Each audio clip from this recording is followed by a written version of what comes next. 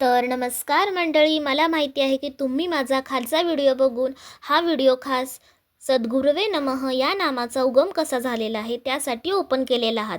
तर वेळ वाया न घालवता व्हिडिओला लगेच सुरुवात करूयात. अक्कलकोटमध्ये एक तरुण राहत होता. त्याचे नाव वासुदेव होते. तो बुद्धिमान होता, पण खूप गोंधळलेला देखील होता.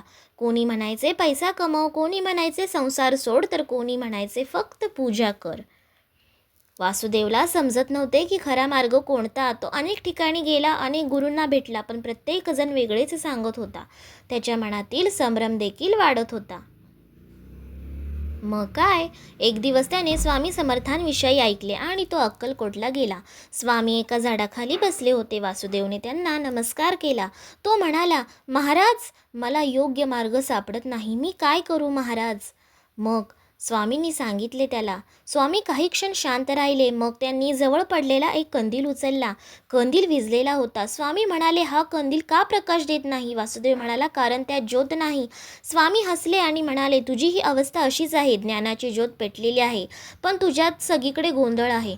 वासुदेव लक्षपूर्वक ऐकत होता. स्वामी पुढे म्हणाले, संसार सोडण्यात महानता नाही, संसारासोबत राहून सत्याने जगण्यात महानता आहे.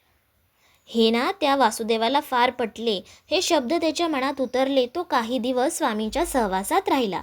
हळूहळू त्याचा संभ्रम देखील दूर झाला. त्याला जीवनाचा योग्य मार्ग समजू लागला. एक दिवस तो आनंदाने म्हणाला, महाराज, तुम्ही माझ्या अज्ञानाचा अंधार दूर केलात.